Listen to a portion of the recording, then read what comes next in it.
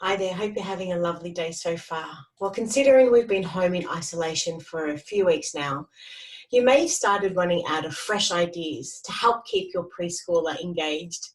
Coupled with this and due to shop closures, accessibility to things like craft supplies and also possible reduced income, it's not always feasible to keep purchasing new toys and new games to keep the kids entertained.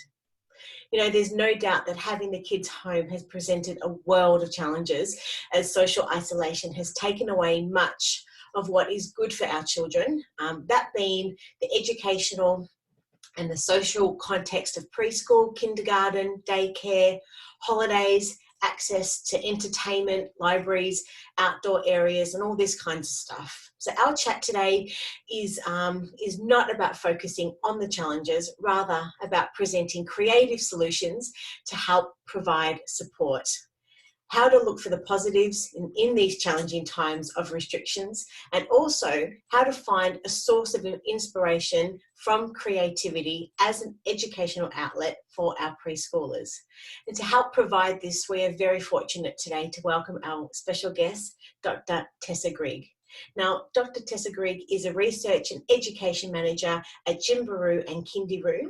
Now, she is a part-time lecturer at the University of Canterbury in New Zealand, a teacher and producer of children's music, and she has over 20 years' experience in the early childhood education sector and is a wealth of knowledge on this topic. Today, thank you so much for joining us, Dr. Tessa. How are you? I'm fabulous, thank you, Rachel. How are you? Not too bad at all. These are challenging times for all of us. There's definitely lots to talk about on this topic. Now, you've mentioned before that that this is the time or the time of being at home is perfect opportunity to teach children about creativity. Can you tell us more about this? Well, we find ourselves in extraordinary times, and as many people have said, Rachel, there's not we haven't lived through something like this. People, even my age, haven't had this really big event in our lives. So it's really hard. But what it is doing is forcing people to look for alternatives. And from my perspective, I think this is one of the things we will look back at this time and go, yeah, this was a time that made us sit down and reassess and look at how can we solve this problem, which is definitely what the world's all about at the moment, is looking for solving problems. So I don't see there's there are aspects, as you've already said, that are really hard, but there are also creative solutions that people are finding, and we're going to talk about some of those a little bit further down the track. But yeah, there's some potential for some exciting stuff to happen. So would you say this is a time about teaching our children lateral thinking from a young age, and how to look outside the box to find a solution to something that may not be so obvious? Absolutely, that just says it in a nutshell. We're all having to look a little bit sideways.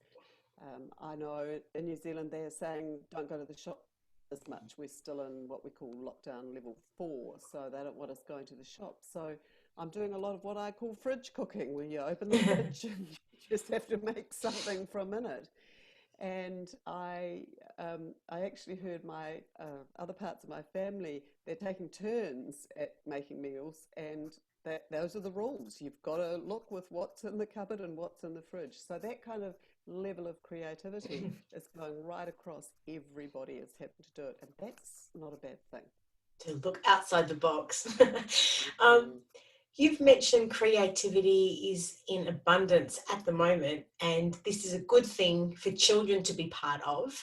So with limited resources at home, how is this possible? And how can we help foster development of creativity in our children?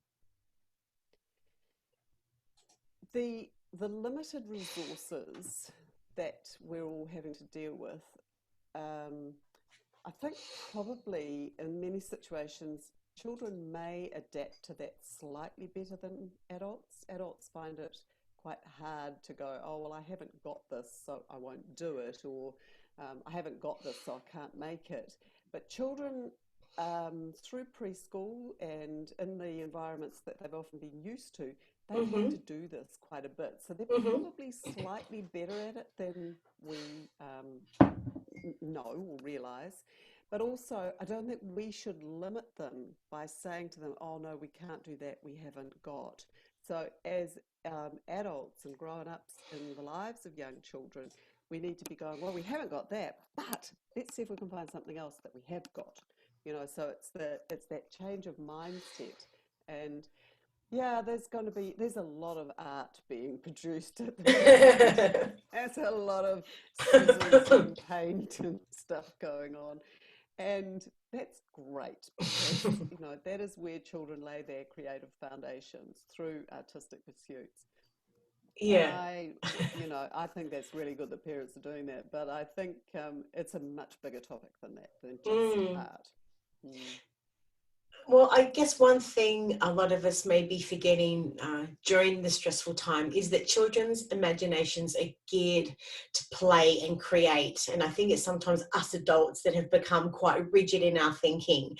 And we've sort of been put into a cookie cutter society where we have to really colour in between the lines, and you have to be able to, and that's what our education system has I guess, I don't know, sort of made us sort of fit into or be taught this way because this is how society is.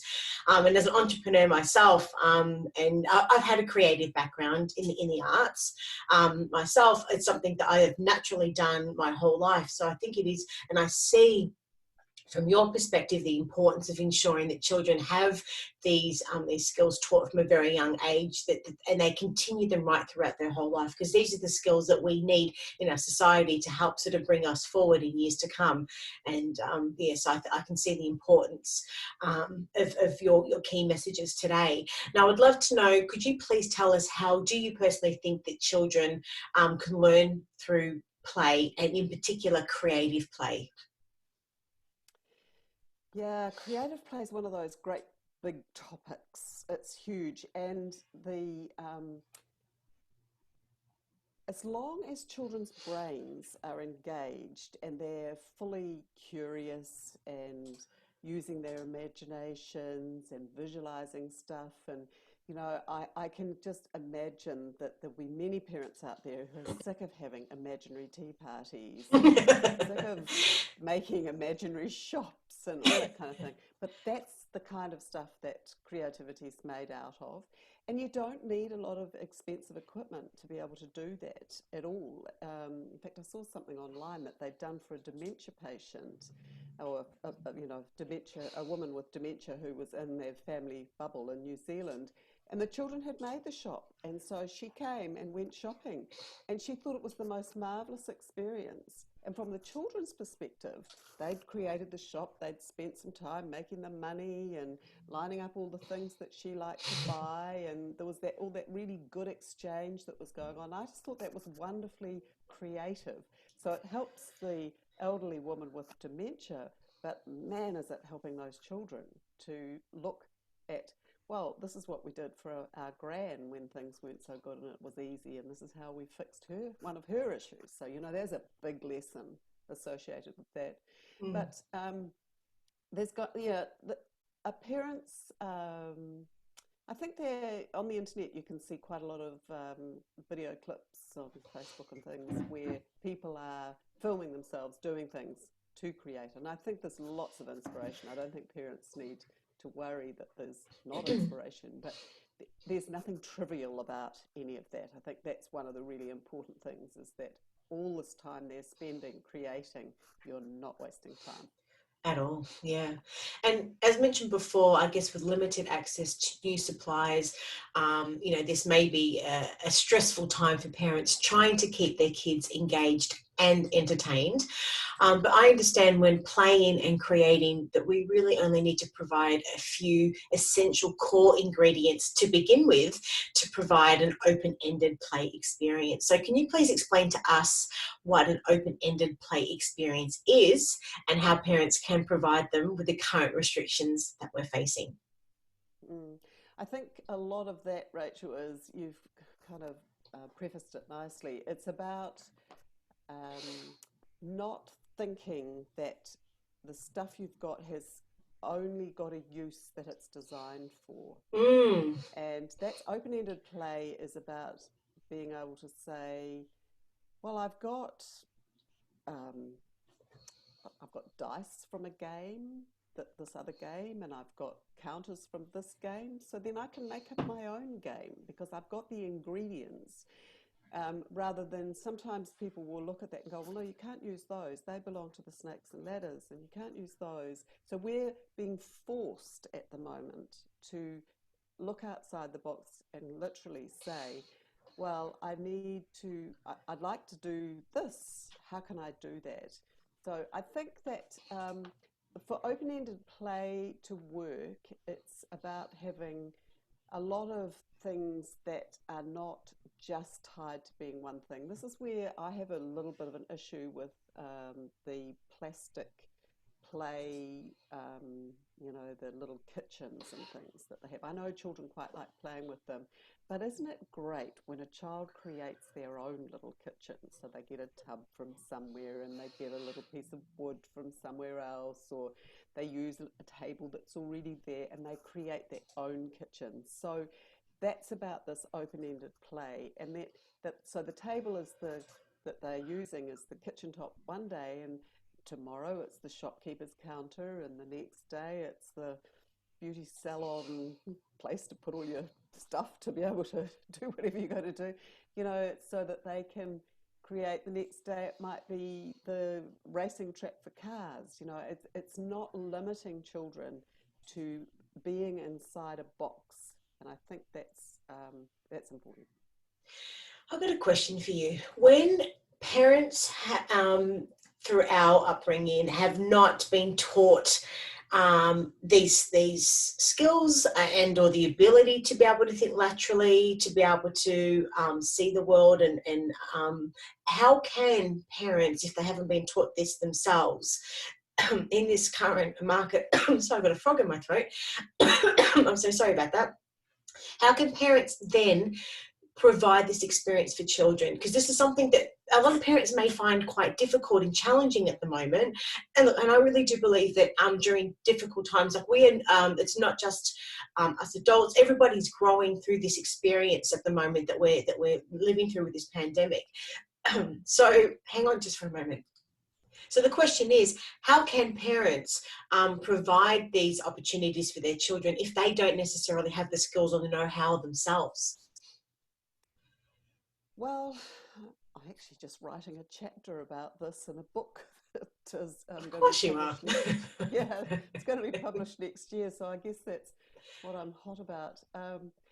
I think it's about maybe reading a little bit. Anything that's written about Reggio Emilia is really good because they really foster creativity and project work and all that sort of stuff. Or the Steiner movement is very much, the philosophy there is all about that. So there's those kind of resources to read.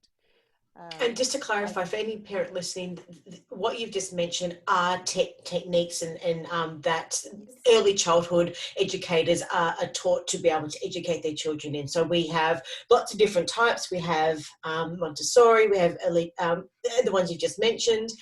So if anyone listening, just to clarify, that's what they are. They're more a style and a technique in which the children are taught and educated. Sorry to interrupt you, sorry.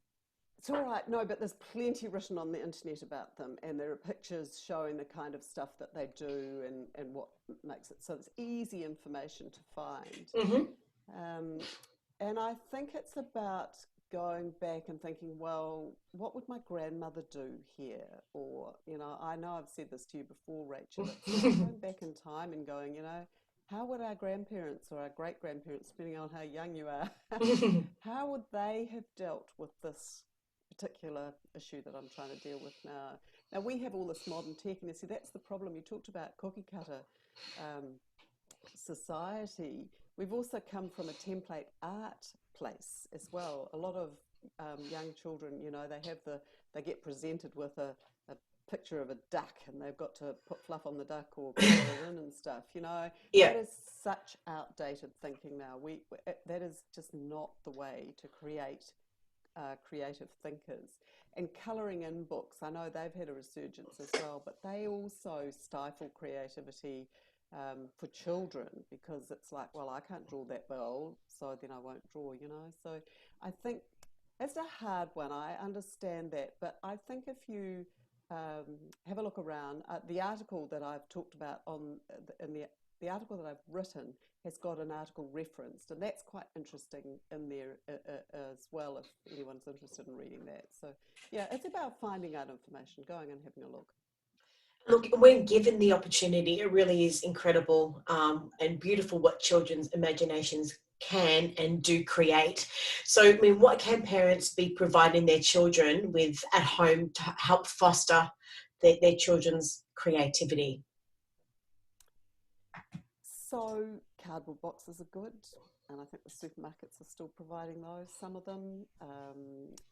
Unfortunately, we're not, because we're all stopped at home, there's not the same amount of stuff coming into houses. So there's not going to be the same amount of what I call good rubbish to create with. But maybe you've got some stuff around, parents have got things around that they can get boxes or bits of paper or old wrapping paper. Or my mother-in-law was just the master of this. She had a chest, and in that she used to put any interesting bits of rubbish, so meat trays and little boxes or anything shiny, or rolls out of handy towels. And then my son was able to go there and create stuff, and he just loved this treasure trove because it was full of all sorts of things that he would then turn into whatever. I mean, you know, she needed to take shares out in the sellotape company as well. She didn't seem to mind, and the process, it wasn't necessarily what he created, but it was the process that he went through to be able to create that. So for my mind, creativity is a lot about rubbish. And allowing children to create with what is often termed as rubbish. But it's also a blanket, you know, and moving the sofa just a little bit away from the wall so that they can make a hut. And it's about allowing cushions to become lily pads, and it's about putting string on the ground so that you can walk across a tightrope on the string. So in actual fact, a lot of creative stuff does not require expensive equipment, but it does require time, and it requires a little bit of thought. The other thing that I think is quite fun to do with your slightly older children, and this really fosters creativity well, is to ask open-ended, quite lateral questions that have multiple answers. And the one that I did a little while ago that created quite interesting examples was, I asked the children, why do we have windscreen wipers? They were quite young. They were 2.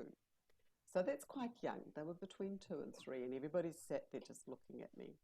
And one of the important things about creative process is you've got to have time. So I just left them with it for a minute, and I very rarely answer those questions. If I give it to them and I don't get an answer, I just leave it and move on. But they sat there for a minute and they thought. And then one little boy looked up and he said, I know, Tessa, you have windscreen wipers so that you have a windscreen so that you've got somewhere to put your windscreen wipers. And of course. That's not wrong, but I've probably got a different reason why we have windscreens, and that he had worked it out in his mind that that's what you did. Another good question is, how do we get the kettle to boil? Why do we have windows in our houses? Any of those kind of questions that have got multiple answers, they really foster creativity well. I love that. Well, we published your article, and the title is Creativity and Its Relationship to COVID-19. Now, for someone who hasn't yet read the article, can you please give us an overview of what it's about and just tell us what inspired you to write it? Well, I've done a lot of listening over the last 4 weeks, because of course that's what we do in our bubbles in New Zealand, and I've heard parents talk about the fact that all they seem to be doing is being at home playing with art with their young children, and kind of obviously I got the impression they were feeling it was a little bit trivial.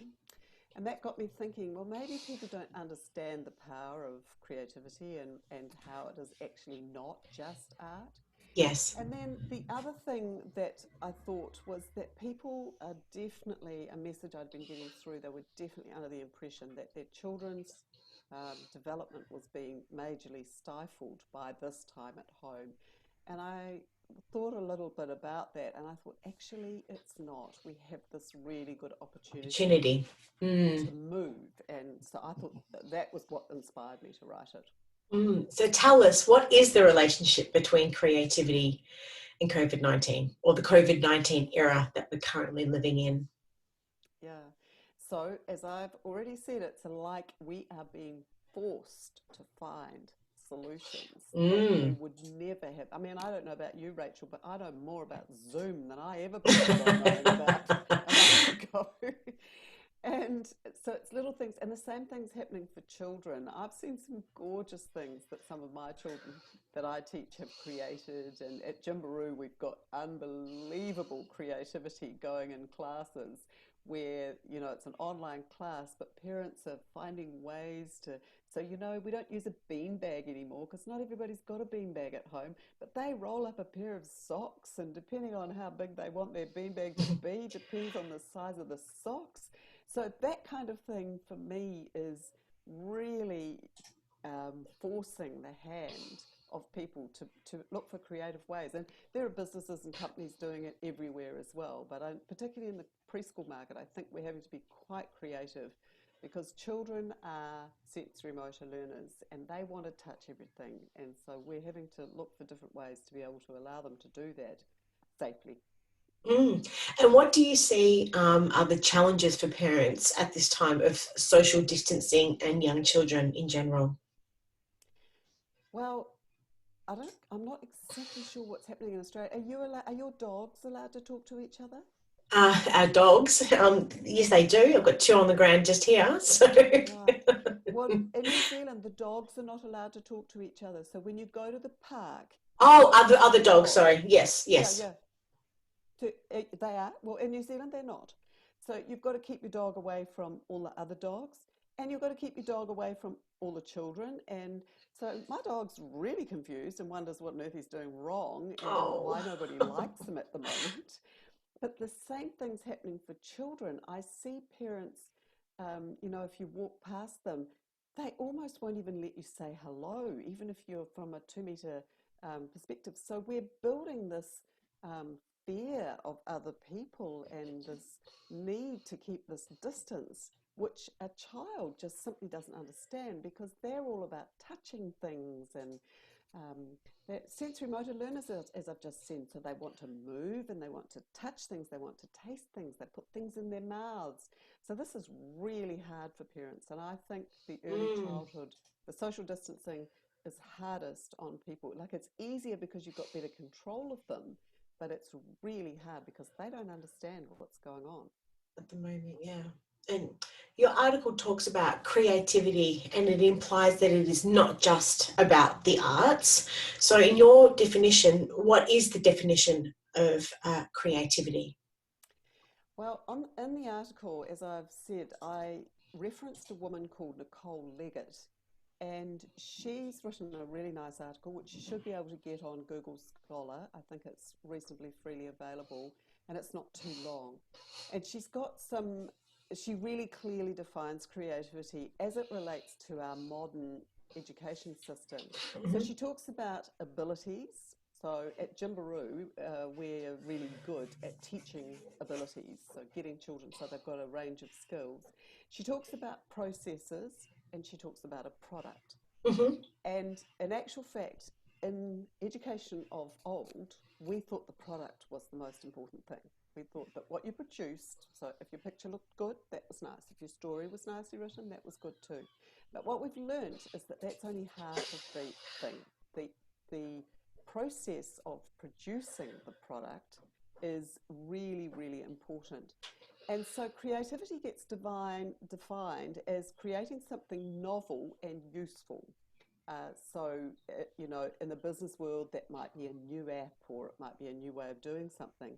In early childhood, it refers to art or using equipment in a creative way or however children are doing it. And that's all part of being able to think creatively and move creatively, because our education system is requiring that. So we need critical thinkers, we need creative thinkers. They need to have a very strong sense of curiosity and imagination and be able to visualize. That's all part of creativity now. And we know that a paintbrush and a piece of paper is one part of creativity, but it just doesn't cut the mustard right across the whole new field of education.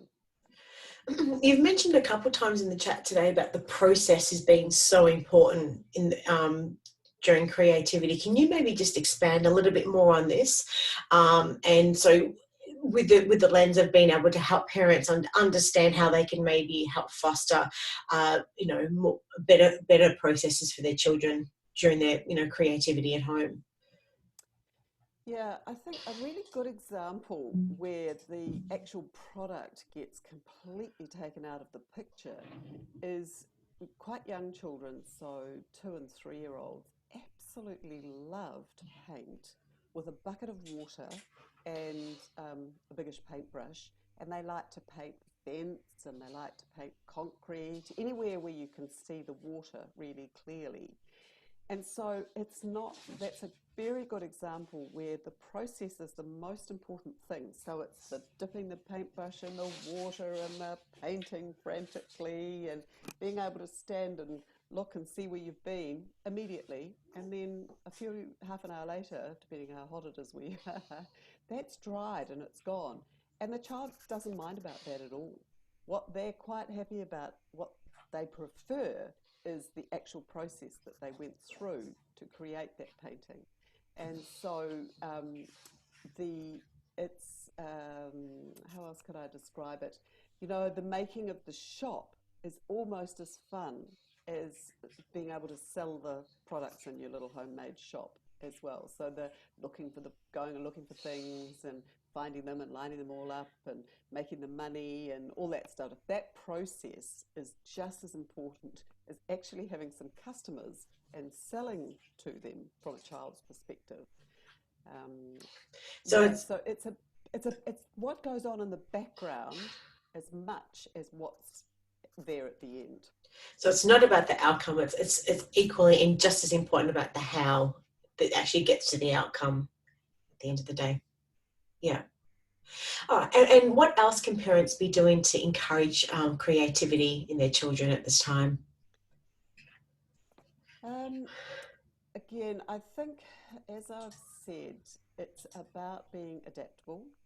And one thing I haven't talked about is this ability for parents to allow their children to be part of the creative process.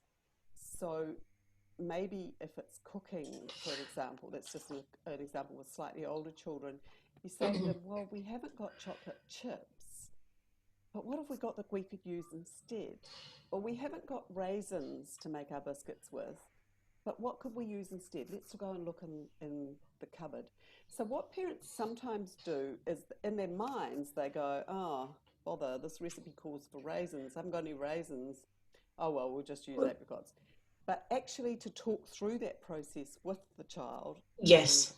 And say, this is what we're doing. The recipe says we should have raisins, but we haven't got any of those. So we're actually going to use apricots. And should we find out what happens when we put apricots in our muffins? Do we think they're going to taste Love good? it. Yep. That kind of thing that we're doing, that you're actually with the process with them.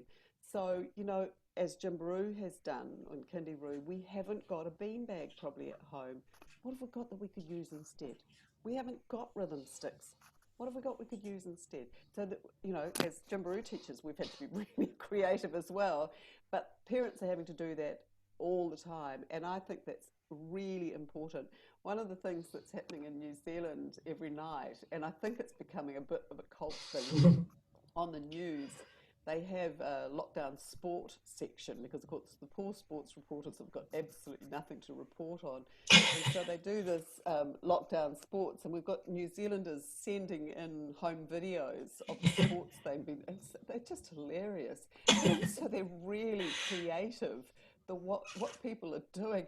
And the skill, it just amazes me what they're people have obviously been practicing over and over and over again to Yeah. be able to get the film. But I think that kind of, that's for older children, but I think that kind of creativity and process that's going on in the background is going to stand our children in really good stead for later on as, you know, we move on to something closer to normal. And where the world is really needing us to be able to direct our children to be able to think outside the box and to be able to Right. explore and create all of these other Yeah. things that you haven't yet needed to be kind of developed, but will in the not too distant future and as they grow. Now, Yeah, and sorry. I think it's also, Rachel, sorry, I think that parents are learning that this is something that teachers are doing all the time, having to be creative. And so I've noticed there's quite a few parents saying, man, I had no idea what a teacher's life was like. So that's a positive outcome. Well, the other thing is also that the majority, there was a Dell report and study done just a couple of years ago, and I don't have the percentage off the top of my head. I don't want to quote it, but I definitely can find it. Is that and it was well over sort of 80% of the jobs in the future that our children are going to be sort of looking to be employed in. Those jobs haven't even been created yet because the world is moving from a technology perspective so fast. So we really need to be able to give them the best opportunity at life and for what the world is going to be needing later on in life when they are in that stage where they need to be employed. Give them these skills now. Foster this creativity, this lateral thinking, the ability to think outside the box from an early age, and ensure that we are sort of continuing that as they grow. And look, I always believe that really it's during our most challenging times in life that we grow the most.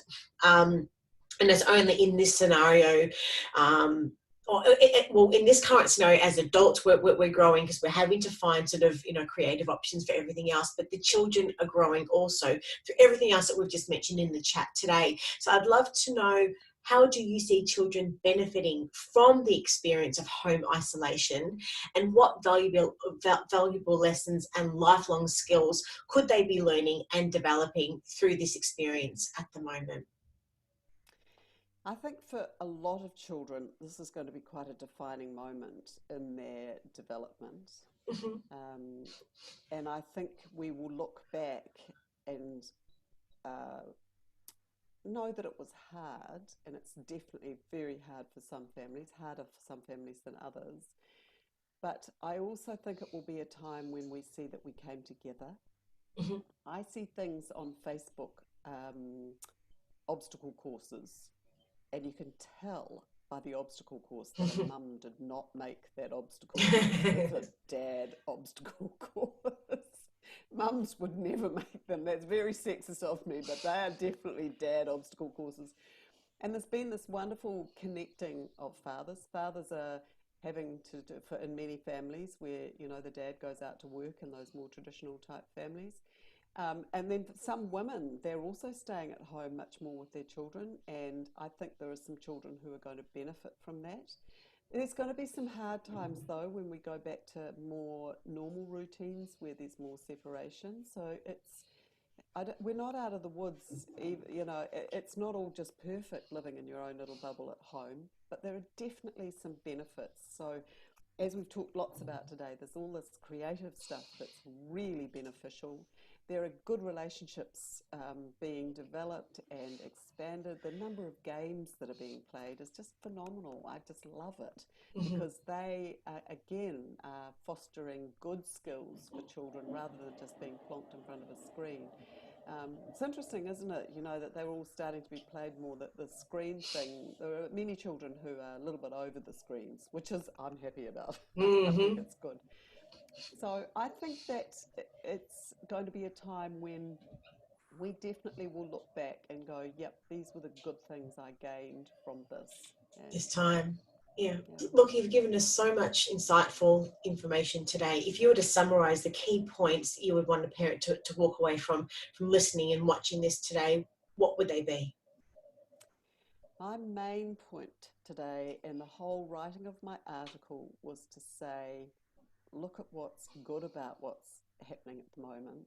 I know we're missing some things and your children will be missing some things, but really there are some huge benefits. and one of them is creativity. We're being forced into the 21st century education curriculum and the philosophies that are being developed probably faster than many of us wanted, but it's a really fine thing. And to view it as make sure that COVID-19 is a time when you can be creative rather than, and look for the opportunities that you've got rather than looking for the stuff that's been lost. So I just want parents to relax about the fact that all their normal routine isn't going quite to the level that it was, and that they are maybe not a skilled homeschool teacher. All that's okay. To just be in the moment, enjoy your young children where they are and what they're doing, and keep talking to them about the creative solutions that you're having to find on a daily basis. Thank you so much for your time today, Dr. Tessa. If any parents have got any other questions or would like to know more about GymbaROO and KindyROO, whereabouts can they find you? They can find me online through the GymbaROO website, and it's written on the screen there, GymbaROO KindyROO for the spelling. Then also they can email me, tessa.grigg@gymbaroo.com.ac. Is it? I can't even remember my own email address. So we'll put it in the introduction paragraph along with the link through to the article. I've got lockdown brain. It's okay, but thank you so much again for your time, and I really can't wait for our next chat. Take care, stay safe. See you later. See you later. Bye, Rachel. Bye.